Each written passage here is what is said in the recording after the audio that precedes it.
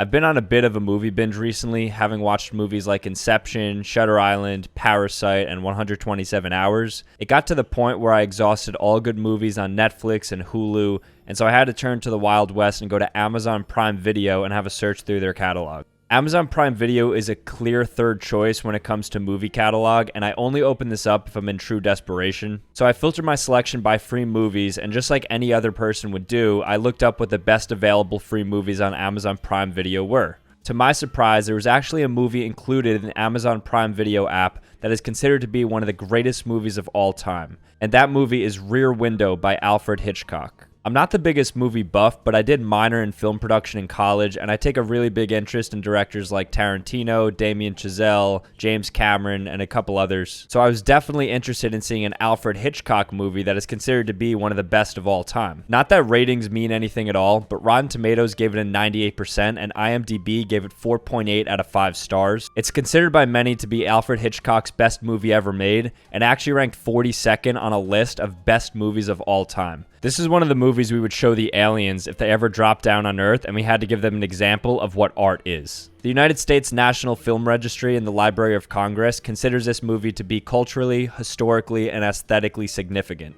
So, logically, I was excited to watch this movie. I boot up Amazon Prime Video, click on Rear Window, and open it up on my phone as I lay in bed around 11 o'clock at night. I'm conscious that this is a movie from 1954, so I'm not expecting a lot of action or frequent cuts, but it was still a bit surprising to find out that the setting of this movie is static, meaning that the entire movie takes place in a single setting. I can't recall a movie I've watched before that takes place in one singular location, so I was actually looking forward to this because I thought if executed well, this could be one of the greatest movie experiences of my life.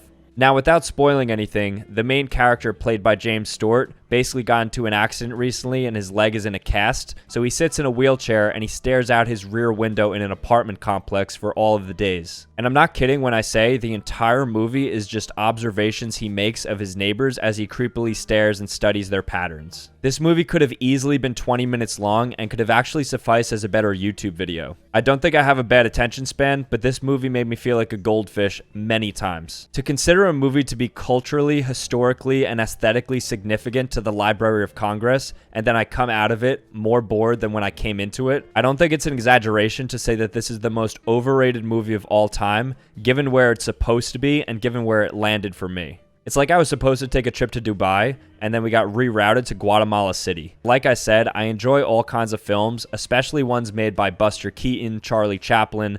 I mean, one of my favorite movies is City Lights, which I think takes place in the 1920s. So it had nothing to do with the era in which it was made, but it had everything to do with how bad the plot and everything else was delivered. As for a rating on this movie, I would aptly give this a 1.5 out of 10. The only reason I give it any kind of points is because the idea was there, and then the main character, played by James Stewart, is somewhat bearable. But the rest of the movie is just a complete waste of time. I would even go as far to say that Amazon leaving this video up on Prime Video is one of the more egregious things that any corporation has done. I'll end this review by saying this. If the rumors are true that Amazon mistreats their employees and severely underpays them, that would be second in priority to getting this dog shit movie off of their site.